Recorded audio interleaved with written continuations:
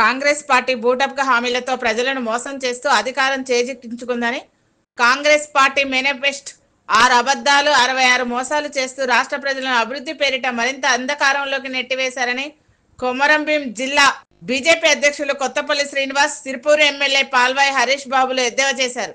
ఏడాది పాలనలో రాష్ట్ర ప్రజలకు ఎలాంటి హామీలను పూర్తి స్థాయిలో చేయలేదంటూ బైక్ ర్యాలీలతో పాటు నిరసన వ్యక్తం చేస్తున్నారు. ప్రజాపాలన సంబరాలు చేస్తూ ప్రజలను మభ్యపెట్టే ప్రయత్నాలు మానుకోవాలని చెబుతున్న బీజేపీ అధ్యక్షుడు కొత్తపల్లి శ్రీనివాస్ తో మా ఆదిలాబాద్ ప్రతినిధి రమేష్ ఫేస్ టు ఫేస్.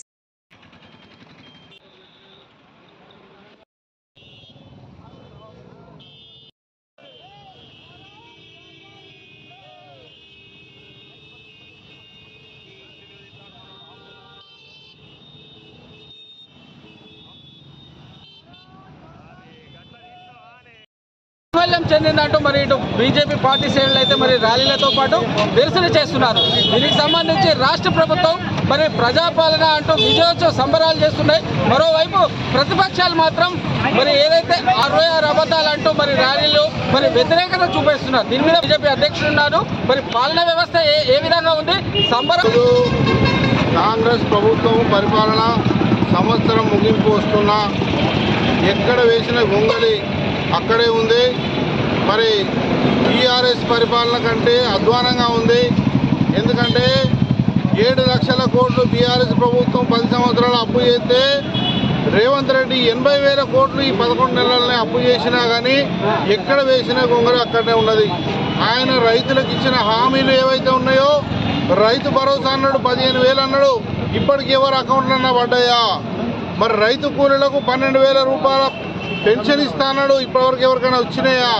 మరి అన్ని 10 పంటలకు 500 బోనస్ ఇస్తాడు, ఇప్పటివరకు కూడా ఒక్క సన్న వడ్లకు మాత్రమే ప్రకటించింది తప్పితే మిగిలిన అన్ని పక్కన పెట్టిండ్రు. రైతులకు ఎంత తీరని అన్యాయం చేస్తున్నారు. అదేవిధంగా మరి రుణమాఫీ అన్నారు, ఇప్పటి వరకు ఏ గ్రామంలో పోయినా 30% మంది కూడా 2 లక్షల రుణమాఫీ కాలేదు.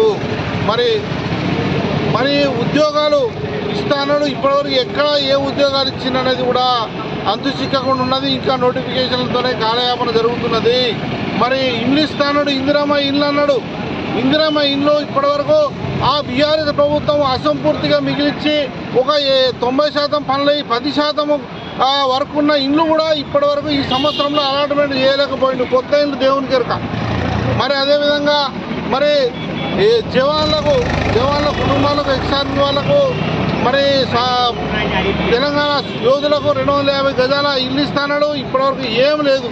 మరి ఈ విధంగా మరి విద్యార్థులకు కూడా గవర్నమెంట్ ప్రభుత్వ విద్య అయితే అసెంబ్లీ సమావేశాల్లో కూడా ఈ విషయాన్ని లేవనెత్తాం, ప్రభుత్వాన్ని ఎండగడతాం, తూర్పారబడతాం.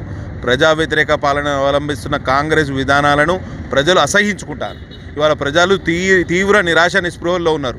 ఏడాది పాలన ఎన్నో ఆశలు పెట్టుకొని కాంగ్రెస్ ప్రభుత్వాన్ని అధికారంలోకి తీసుకొస్తే, కాంగ్రెస్ పార్టీని అధికారంలోకి తీసుకొస్తే ఏ హామీ కూడా నిలబెట్టుకోలేని అసమర్థులు వీళ్ళు అనేది ప్రజలు ఇదివరకే డిసైడ్ అయిపోయినారు. కాబట్టి ఇకనైనా మీ విధానాన్ని మార్చుకోండి.